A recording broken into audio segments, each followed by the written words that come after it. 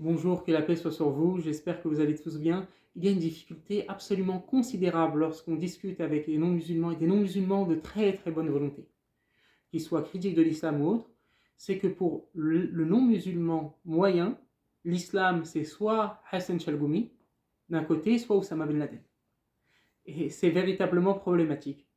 Pourquoi? Parce que pour le non-musulman moyen, soit l'islam est une religion de paix et il n'y a aucun concept militaire en islam, soit l'islam c'est Oussama bin Laden, Khawarij, etc. Et c'est vraiment problématique. Pourquoi? Parce que le sujet demande beaucoup plus de nuances, puisque l'islam n'est ni l'un ni l'autre. Et je préfère dire les choses très clairement aux non-musulmans. Il y a des choses dans le corpus, il y a des éléments dans le corpus islamique, sunnite, traditionnel, qui vont choquer l'homme moderne. Il y a des éléments qui vont être en contradiction avec le libéralisme philosophique, qui est quasiment de facto la religion de l'Occident post-moderne, de l'Occident gauchiste, de l'Occident post-chrétien.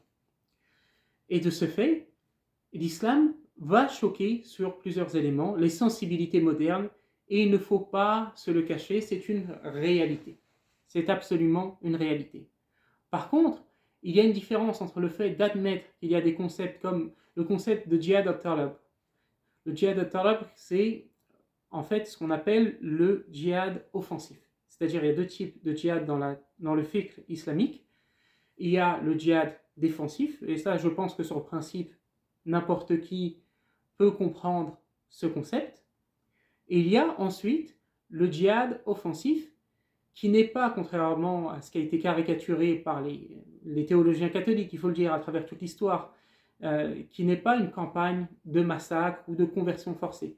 Parce que c'est le discours un peu qui a toujours été porté par les critiques catholiques de l'islam. Ça, pour le coup, il n'y a pas eu de changement. Autant la critique de l'islam aujourd'hui est différente de la critique de l'islam autrefois, autant sur ce point, c'est quelque chose qui est relativement constant. C'est-à-dire que les saints catholiques, on le voit notamment dans les saints catholiques face à l'islam, ils présentent les conquêtes islamiques comme les musulmans viennent, ils nous disent convertissez ou mourrez. Ça, vous pouvez voir notamment dans les saints catholiques face à l'islam d'Antoine Régis. La difficulté avec cela, c'est ne pas comprendre le but de ces conquêtes islamiques qui ne sont pas qui n'étaient pas des campagnes de conversion forcée, mais qui étaient tout simplement des changements de régime. C'est-à-dire que l'État musulman venait faire une conquête dans un territoire et changer le régime de cet État pour que ça soit un régime musulman sous la loi islamique avec une autonomie qui est donnée, une autonomie notamment juridique qui est donnée aux gens du livre, aux Ahlul Kitab, aux gens du livre. C'est-à-dire que ça ne correspond absolument pas à la liberté religieuse dans son sens moderne, et c'est en cela que cela peut choquer l'homme moderne, mais c'est très différent de ce que les critiques de l'islam présentent comme des campagnes de conversion forcée. C'est-à-dire que il y avait ce concept de la dhimma, donc qui est un statut de protection, avec moins de droits, il faut le dire, que ce qui est accordé aux musulmans, tout simplement parce que l'islam étant considéré comme la vérité absolue, la vérité a des droits que l'erreur n'a pas. Vous connaissez l'adage catholique pré-Vatican II, l'erreur n'a pas de droit. Donc de ce fait, cela va choquer les tenants du libéralisme philosophique et autres. Et c'était le même mode de fonctionnement, il faut le dire, dans les États pontificaux par exemple. Dans les États pontificaux où il y avait par exemple un équivalent de la jizya, sauf que c'était une taxe sur les synagogues.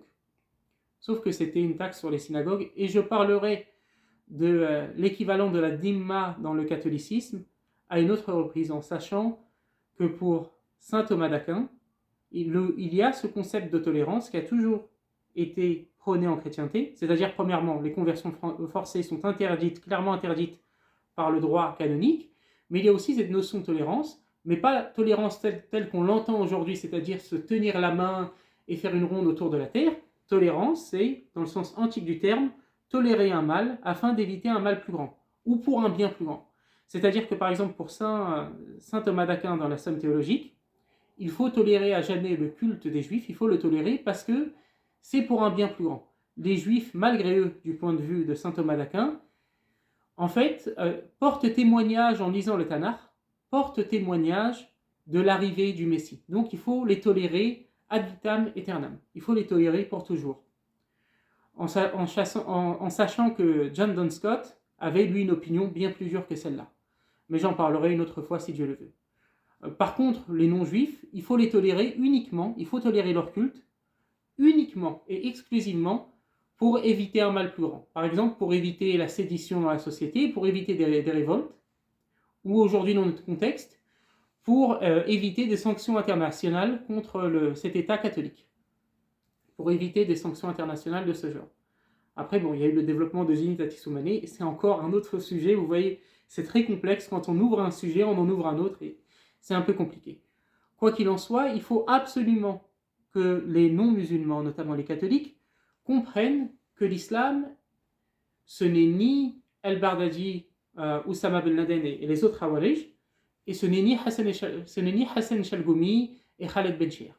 Ce n'est ni l'islam bisounours, ni le khawarisme, c'est quelque chose de totalement différent, et c'est quelque chose de bien plus nuancé. Par exemple, en islam, il y a une interdiction claire de viser des civils non musulmans, même dans un cadre militaire.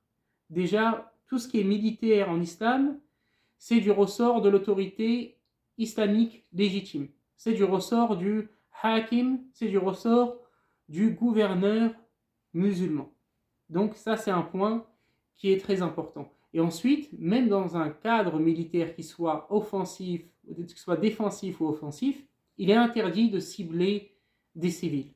Il est absolument interdit de cibler des civils. Certains vont utiliser, notamment à cette époque, Daesh et Al-Qaïda utiliser ce hadith, qu'on appelle le hadith de la catapulte, sur le fait que la catapulte était utilisée sur des zones de l'ennemi, sauf qu'il s'agit ici de dommages collatéraux, il s'agit de viser des objectifs militaires, et s'il y a des morts civiles malheureusement, ce sont des dommages collatéraux. Il n'y a que l'État musulman qui peut faire cela, et surtout le but n'est pas de cibler des civils, c'est de cibler des installations, par exemple des objectifs militaires dans le cadre d'une guerre entre deux armées, en sachant qu'il y a un risque malheureusement de pertes civiles.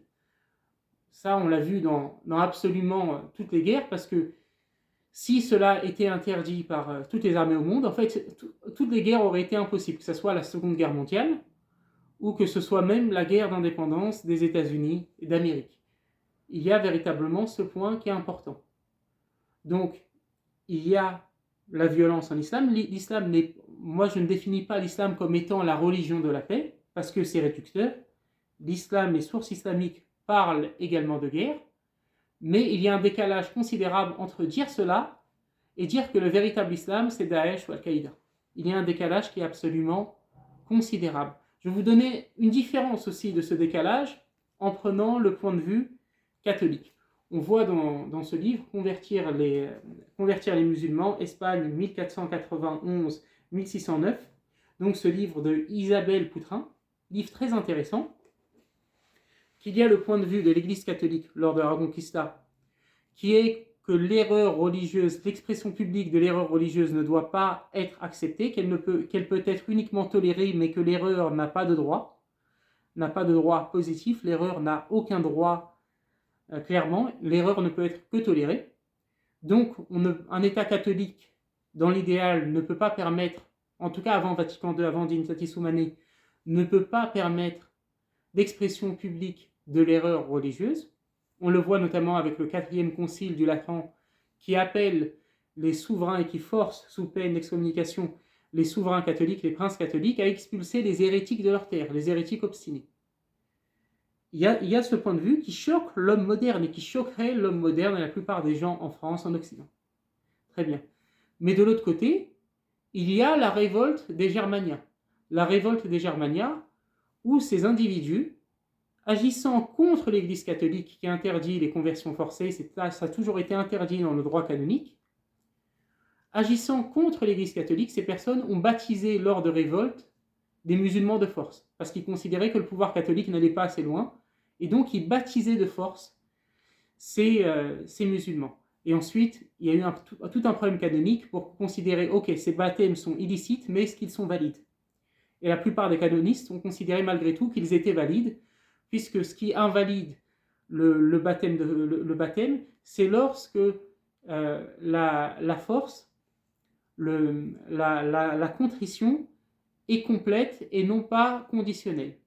Mais ça, c'est un autre sujet où il faudrait rentrer encore en détail pour distinguer les deux. Quoi qu'il en soit, c'était totalement illicite pour eux de le faire. Est-ce que le baptême était valide ou autre?